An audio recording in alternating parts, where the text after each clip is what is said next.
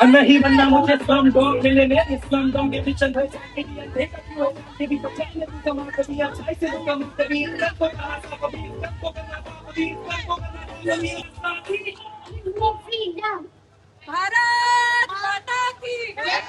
भारत माता की जय। जय जय जय।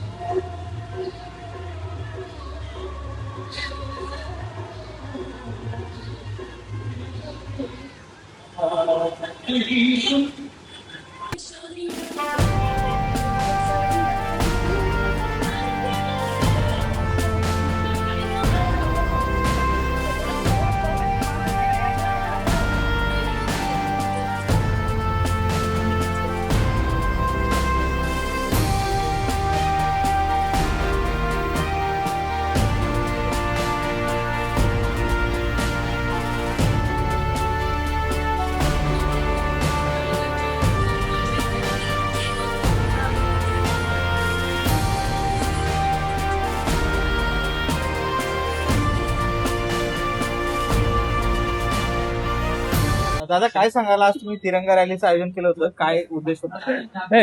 एकतर सुरुवातीला ज्या पद्धतीनं दिल्लीत जंतर मंतरवर देशातील सगळे तरुण बसलेले होते नीटच्या संदर्भात आणि ज्या मागण्या होत्या, धर्मेंद्र जो मंत्री आहे जे मनुष्यबळ विकास विभागाचे, त्यांचा राजीनामा आणि परीक्षा व्यवस्थेतील सुधारणा याच्याविषयी आंदोलन चालू असताना सरकारने ज्या पद्धतीनं आंदोलकांना मारहाण केली, लाठ्या मारल्या, गोळ्या मारल्या, मुलींच्या अंगावर हात टाकला, याचा निषेध सुद्धा आम्हाला व्यक्त करायचा होता.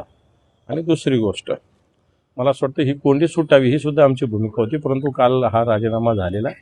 त्यामुळे आम्ही ठरलेला आमचा तिरंगा मार्च पूर्ण केला. परंतु ज्या पद्धतीनं गोळीबार झाला, ज्या पद्धतीनं लाठीमार झाला, मुलींच्या अंगावर हात उचलले, त्याचा निषेध आम्ही काढला.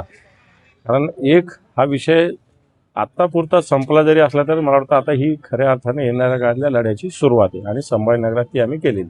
उद्धव ठाकरेंचा एक मुलाखत समोर आली की सामनातून ज्यातून ते काही मतं व्यक्त करतात. त्यामध्ये ते म्हणतात की धर्मेंद्र प्रधानांचा राजीनामा झालाय तर त्या पुढे जाऊन आता ज्या महिलांवर अत्याचार झालाय, त्या महिलांवर मुलीवर लाठीचार्ज झाला, तर त्या प्रकरणामध्ये गृहमंत्र्यांचा राजीनामा घेतला पाहिजे, म्हणजे अमित शहाचा. बरोबर आहे ना, कारण दिल्लीमधली पोलीस केंद्र सरकारच्या अखत्यारीत आहे, म्हणजे देशाच्या गृहमंत्र्याच्या अखत्यारीत आहे. आणि म्हणून आता समजा ती कोणती गोळी, कोणती मला वाटतं बॅलिस्टिक आहे, ती मारायला अलाउडच नाही आहे, तरी मारली गेली.